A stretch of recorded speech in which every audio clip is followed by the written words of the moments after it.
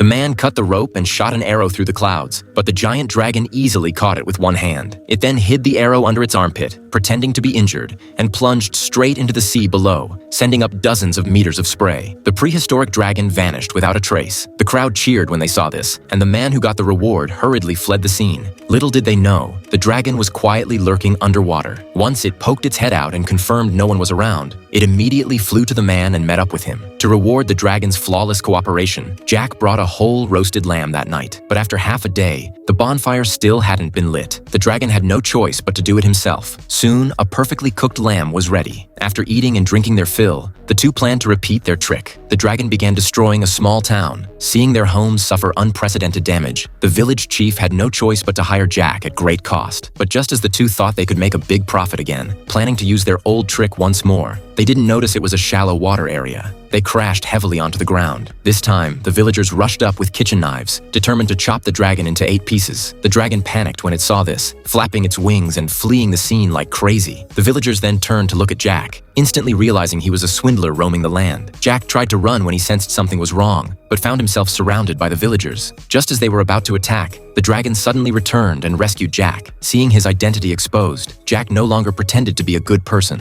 He laid his cards on the table to the villagers, saying either give him money and he'll leave, or he'll destroy the whole village with the dragon. But just as the crowd was at a loss, a girl suddenly stepped forward. She angrily denounced Jack's extortion. However, Jack proposed a different condition: sacrifice the girl to him, and he'll leave with the dragon. Unexpectedly, the villagers agreed to Jack's demand and tied the girl up. The dragon then stood at the cliff's edge, planning to swallow the girl whole. The next second, the dragon flew to the girl's side and snatched her into the air with one claw. Jack chased after them for a long time before finding the two at a cliff edge, but now the dragon was playing with the girl. Jack was furious when he saw this. He charged forward to confront the girl. Just as the two were about to face off, suddenly a prince rode up on a horse. His purpose in coming was to take the girl away, but Jack wasn't happy about this. He drew his sword and fought the prince.